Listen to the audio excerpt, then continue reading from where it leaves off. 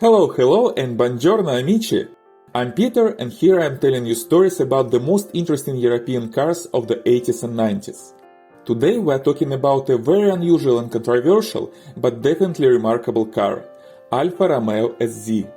But before we start, please subscribe to this channel. I really need your subscriptions to make this channel more visible on YouTube and to share these stories with more people. And if you are already subscribed, I really appreciate your trust. Thank you so much, and let's get back to the car. Alfa Romeo SZ was produced from 1989 to 1991, and only 1036 cars were made, which makes it more rare than Ferrari F40 with its 1311 cars produced. The convertible Alfa Romeo RZ on the same base was manufactured from 1992 to 1994.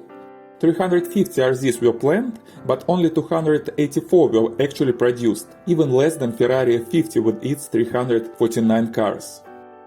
The name SZ stands for Sprint Zagato and RZ for Roadster Zagato. As we see from the name, these cars were produced in cooperation with the Italian design studio Zagato, famous for their unusual designs for their cars, and SZ bears the badge of Zagato on its front fenders. But surprisingly, this very unusual design was developed not by Zagato, but by the internal design team of Fiat, who owned Alfa Romeo. By the way, the whole idea of these cars was to celebrate the acquisition of Alfa Romeo by Fiat in 1986, and to show the market that Alfa is still able to make fast, cool and unusual cars as it did in the past. Well, this car is really unusual and actually really cool. The project was initially named ES30, meaning experimental sports car with a 3.0-liter engine. Three design options were proposed, one by Zagato, the second one by famous Giorgetto Giugiaro, the same guy who created Volkswagen Golf and almost half of Italian cars of the 80s. And the third, winning design option was developed by the internal design studio of Fiat, Centro Stile Fiat. This design was created by French designer Robert Apron, who was the chief designer of Fiat at that time, together with Antonio Castellano. I already mentioned Robert Apron on this channel speaking about another his creation, Renault 9. He also created Citroën CX, Renault Alpine, Renault Fuega, and Renault 25. The design of Alfa Romeo SZ was very innovative and controversial. The car was very short, just 4 meters or 160 inches long, with a wheelbase of 2.5 meters or 99 inches. The front part was more or less normal, with just one unusual feature – 6 separated headlights. But then we see a very curved windshield, a sideline going steeply up and making the rear of the car visually very massive and heavy, and a very short and boxy rear part. It looks like designers were developing this car from the front to the back and then just decided, screw it, let's stop here. Some sources blame the design CAD software for this. It was the first Fiat car fully developed with this software, and it makes people believe that it wasn't perfect. Or just designers weren't very familiar with it. But I think that this unusual design was made on purpose. With the price of the car, it was never intended for a large quantity production. The idea was to create a very unusual and bright car that you distinguish from any other car on the road and will never forget once you've seen it. And this goal was achieved. Of course, the look of the car was controversial and many people called it ugly. The car even had an internal name Il Mostro, a monster. But now it looks rather interesting, probably even as a summit of design ideas of the 80s. Alfa Romeo SZ was built on the platform of Alfa Romeo 75, also known as Alfa Romeo Milano, a mid-sized family four-door sedan produced from 1985 to 1992. But the body of the SZ was made of plastic instead of steel. The plastic body parts were attached to the steel platform frame structures of the Alfa 75. And it wasn't carbon fiber or even fiberglass. No, Alfa Romeo SZ had a body made of thick thermoplastic. And this made this small car very heavy, 1260 kilos or 2800 pounds. It was actually heavier than Alfa 75 with its longer full metal body. But this also made the body stronger and stiffer, because the thermoplastic is more solid than the thin steel used for making car bodies, and this was really great for active driving on curvy roads. Of course, this also causes some issues for owners of the SZ and RZ now. The glue used to attach the plastic parts to the metal becomes old and the parts start to play around a little. Solving this issue requires a lot of work and a lot of money, and in case of an accident, you'll never find a replacement part. Probably the only solution is custom 3D printing. The SZ and RZ were produced by Zagato on their production plant in the town of Ro, in Lombardia, Italy.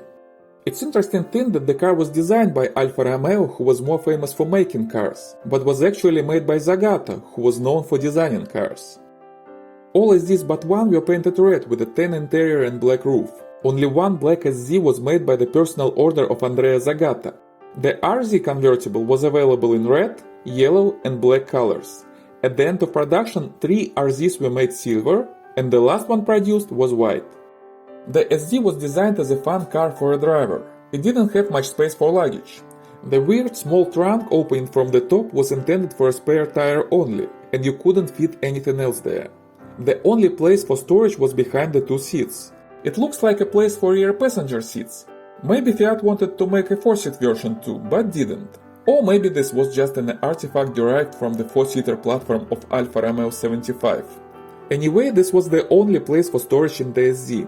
But in the RZ you didn't have even this, because this place was occupied by the convertible roof when it was folded. Of course, such a remarkable car required a remarkable engine, and it did have it. It was a 3-liter naturally aspirated V6 engine and the famous one.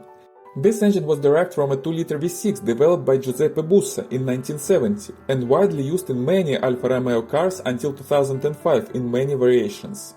Jeremy Clarkson once called this engine one of the best engines ever.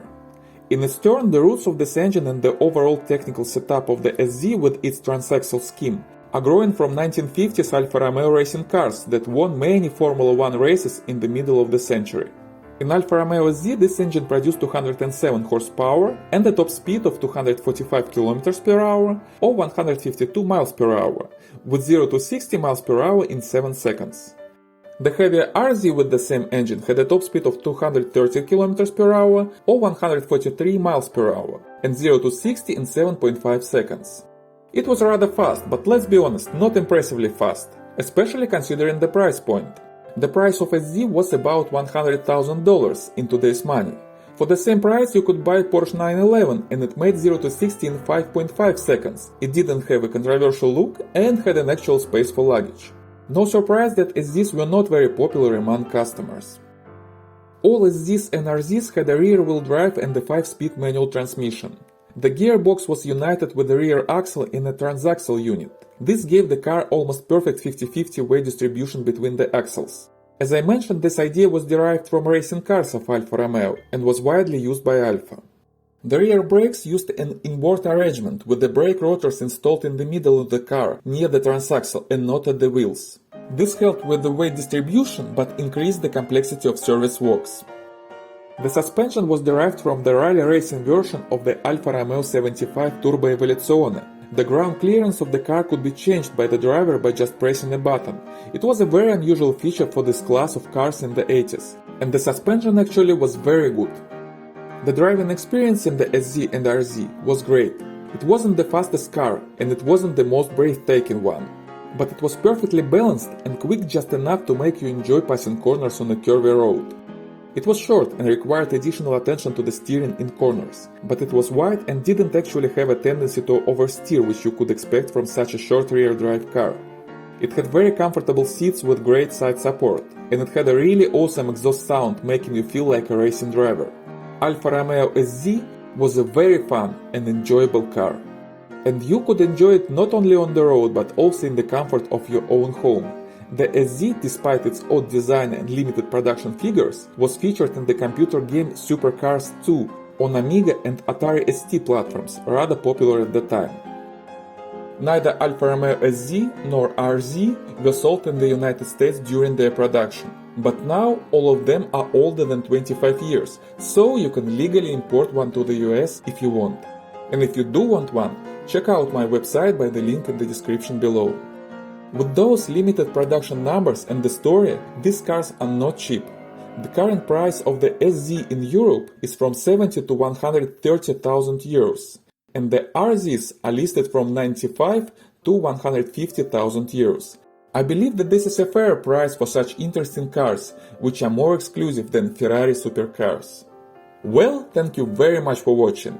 If you drove Alfa Romeo SZ or RZ or even owned one of them, please tell me about this in the comments below. It's really great to learn about the real life driving experience.